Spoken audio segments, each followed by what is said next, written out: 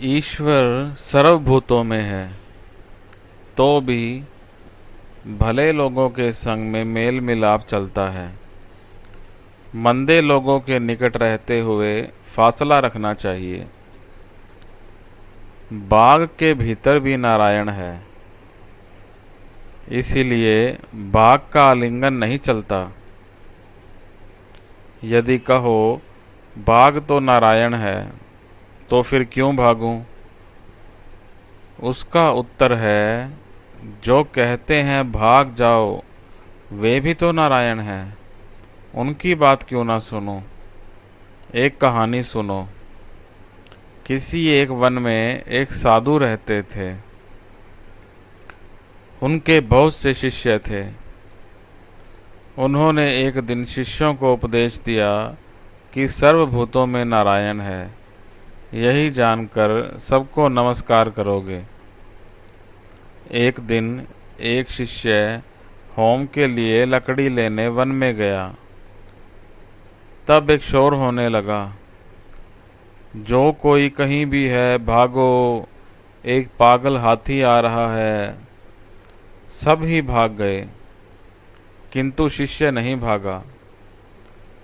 वह समझता है कि हाथी में भी तो नारायण है, फिर मैं क्यों भागूं? यह सोचकर वह खड़ा रहा।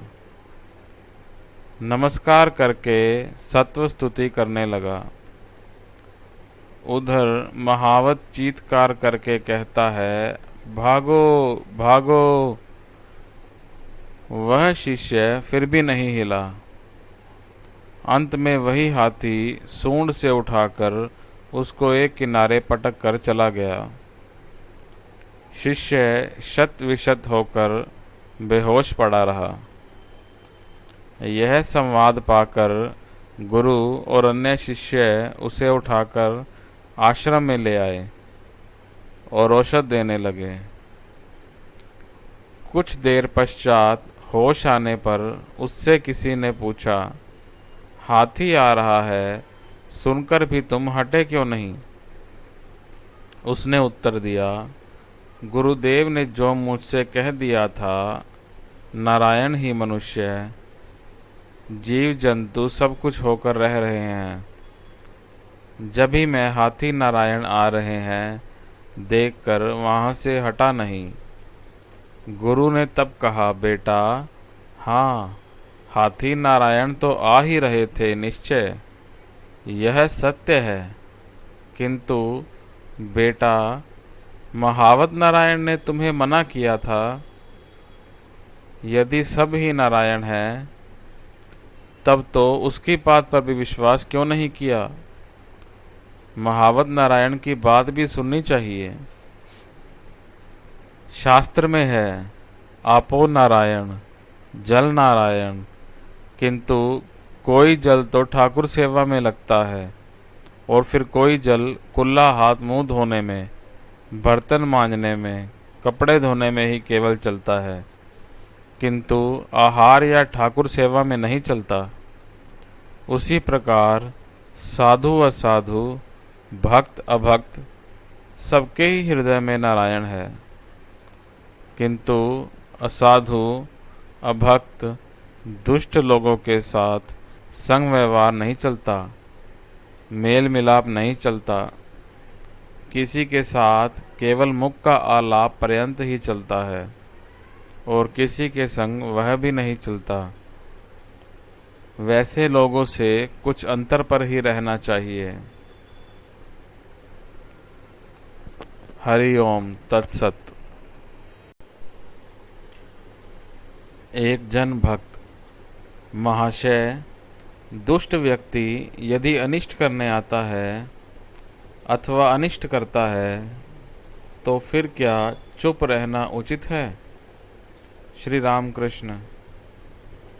लोगों के साथ बास करने के लिए, दुष्ट लोगों के हाथ से अपनी रक्षा करने के लिए थोड़ा सा तमोगुण भी दिखाना प्रयोजनीय है, किंतु वह अनिष्ट करेगा समझकर उल्टे उसका अनिष्ट करना उचित नहीं। एक मैदान में एक चरवाहा गायें चराया करता था। उसी मैदान में एक भयानक विषैला सांप था। सब ही उस सांप के भय से अत्यंत सावधान रहते थे। एक दिन एक ब्रह्मचारी उसी मैदान के मार्ग से आ रहा था। चरवाहों ने दौड़कर कहा, ठाकुर महाशय, उस तरफ से मत जाएं, उधर एक भयानक विषाक्त सांप रहता है। ब्रह्मचारी ने कहा, बेटा, वह होने दो, मुझे उससे भय नहीं है, मैं मंत्र जानता हूँ। यह बात कहकर ब्रह्मचारी उसी ओर चल दिया। भय से कोई भी चरवाहा उसके संग नहीं गया। इधर वही सांप फन उठाकर दौड़ता हुआ आने लगा, किंतु निकट आते न आते ब्रह्मचारी ने ज्यों ही एक विशेष मंत्र पढ़ा, त्यों ही वह सांप तो केचुए की भांति पैरों के पास पड़ गया। ब्रह्मचारी ने कहा, ओरे, तू क्यों दूसरों की हिंसा करता हुआ घूम रहा है? आ, तुझे मंत्र दूं। इस मंत्र के जपने पर तेरी भगवान में भक्ति होगी, भगवान लाभ होगा और हिंसा प्रवृत्ति नहीं रहेगी। यह कहकर उसने सांप को मंत्र दे दिया। सांप ने मंत्र पाकर गुरु को प्रणाम करके पूछा, ठाकुर, साधना कैसे करूं, बताइए। गुरु ने कहा, इसी मंत्र का जप कर और किसी की भी हिंसा मत कर। ब्रह्मचारी ने जाते समय कहा, मैं फिर आऊँगा। इसी प्रकार कुछ दिन चले गए। चरवाहों ने देखा कि सांप तो अब काटने नहीं आता, ढेला मारते हैं तब भी क्रोध नहीं करता, केचवे जैसा हो गया है। एक दिन एक चरवाहे ने उसके पास जाकर उसे पूंछ से पकड़कर धरती पर पटक पटक कर मारा। सांप के मुख से रक्त निकलने लगा। वह बेहोश हो गया, ना हिलता है ना डुलता है। चरवाहों ने सोचा कि सांप मर गया है। यही सोचकर वे सब लोग चले गए। बड़ी रात गए सांप को होश आया। वह धीरे धीरे अति कष्ट से अपने बिल में चला गया।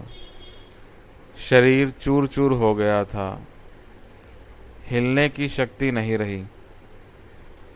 कई दिनों पश्चात जब शरीर कंकाल सा हो गया, तब बाहर आहार की चेष्टा में रात को एक बार चरने के लिए आता। भय से दिन के समय नहीं आता था। मंत्र लेने की अवधि से हिंसा नहीं करता था। धरती पर गिरे पत्ते, वृक्ष से गिरे फल खाकर प्राण रक्षा करता। प्राय 1 वर्ष के बाद ब्रह्मचारी उसी मार्ग से फिर आया। आते ही सांप की खोज की। चरवाहों ने बताया, वह सांप तो मर गया है, किंतु ब्रह्मचारी को उस बात पर विश्वास नहीं हुआ। वह जानता था जो मंत्र उसने लिया है उसका साधन हुए बिना देह त्याग नहीं होगा। खोजते खोजते उसी ओर उसको दिए हुए नाम से पुकारने लगा। वह गुरुदेव की आवाज़ सुनकर बिल से बाहर आया और खूब भक्ति पूर्वक प्रणाम किया। ब्रह्मचारी ने पूछा, तू कैसा है? वह बोला, जी अच्छा हूँ। ब्रह्मचारी ने पूछा, तू ऐसा दुर्बल कैसा हो गया? सांप बोला, ठाकुर, आपने आदेश किया था किसी की हिंसा मत करना, तभी पत्ते फल खाता हूँ, इसलिए लगता है दुर्बल हो गया हूँ। उसका सत्व गुण हो गया था कि ना, तभी किसी के ऊपर क्रोध नहीं। वह भूल ही गया था कि चरवाहों ने मार डालने का आयोजन किया था। ब्रह्मचारी ने कहा, केवल ना खाने के कारण ऐसी अवस्था नहीं होती, अवश्य और कारण है, सोच कर देखो। सांप को याद आया कि चरवाहों ने घुमेटियाँ दी थी। वे तो अनजान है, मेरे मन की क्या अवस्था है वे नहीं जानते थे। मैं जो किसी को भी काटूंगा नहीं या किसी प्रकार का भी अनिष्ट नहीं करूंगा, कैसे वे जानेंगे? ब्रह्मचारी ने कहा, छी, तू तो इतना मूर्ख है कि अपनी रक्षा करना भी नहीं जानता। मैंने डंक मारने को ही मना किया था, फुतकारने के लिए तो नहीं। फुतकार करके उन्हें भय क्यों नहीं दिखाया? दुष्ट लोगों के निकट फुतकार करके भय दिखाना चाहिए, ताकि फिर हानि न करें। उनके ऊपर विष नहीं फेंकते, अनिष्ट नहीं करते। हरि ओम तत्सत।